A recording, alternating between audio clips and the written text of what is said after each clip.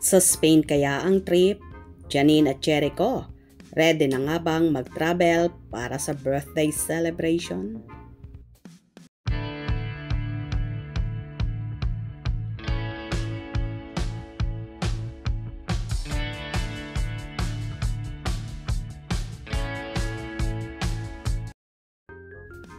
Nitong mga nakarang araw ay namataan sa kanya-kanyang Instagram ang latest update sa magkasintahang sina Janine Gutierrez at Jericho Rosales. Makikita sa Instagram story ni Janine ang isang luggage kung saan nakasakay sa loob ang aso niyang si Panchi. While si Echo naman ay nagbahagi rin ng luggage at camera sa kanyang Instagram story. Usap-usapan naman ng kanilang followers na tila mangingibang bansa ang Ekonin kung saan tila magsa-celebrate ng birthday si Echo sa pupuntahang bansa ng dalawa at advanced birthday celebration din naman ng dalaga kung saan October 2 ang kaarawan ni Janine. Samot-sari nga ang naging hanash ng netizen. Maybe the promise, Echo na punta sila sa Spain.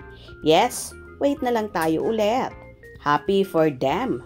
Gaya-gaya para sabihin kahit anong pakita nyo, wa-epek. Malungkot lang ang buhay mo, pati ba pasyal gayahin? Di ka ba nag-birthday? Wow, nice, Ekonin. Enjoy. Enjoy din Ekonin sa bakasyon. Okyan, hindi puro work. Pasyal din pag may time. Sa Spain kaya pupunta ang Ekonin? Kasama ba ang mga batuta?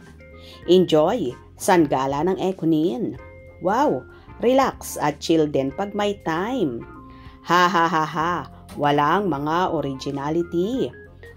Wow, yon, enjoy your life. Yes, kilig match na naman ako. Happy birthday, Echo, at advance happy birthday naman kay Janine. Enjoy, Ekonin. Yes, ito na marahil ang pangako ni Echo kay Janine kung saan nasa wishlist ng dalaga na makapunta sa Spain kung saan nagmula ang kanyang mamita Pilita Corrales na nabanggit niya kamakailan sa nagdaang interview sa kanya. For sure, susulitin na ng Ekonin ang pagkakataon na ito na bumuo ng memorable at great memories together na malayo sa mahahaderang chismosa at mga mata ng mga marites sa paligid na walang ginawa kundi i-bash ang Ekonin at i-compare kung kani-kanino. Itodo nyo na yan.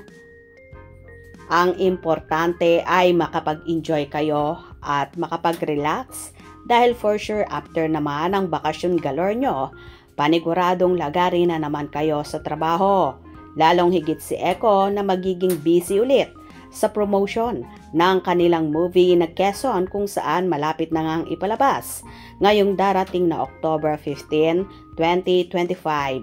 Kaya naman ating suportahan ang naturang historical film ng Quezon team. Anyway, ingat kayo, Ekonin, and enjoy your vacation. Kung nagustuhan nyo ang video na ito, comment down below.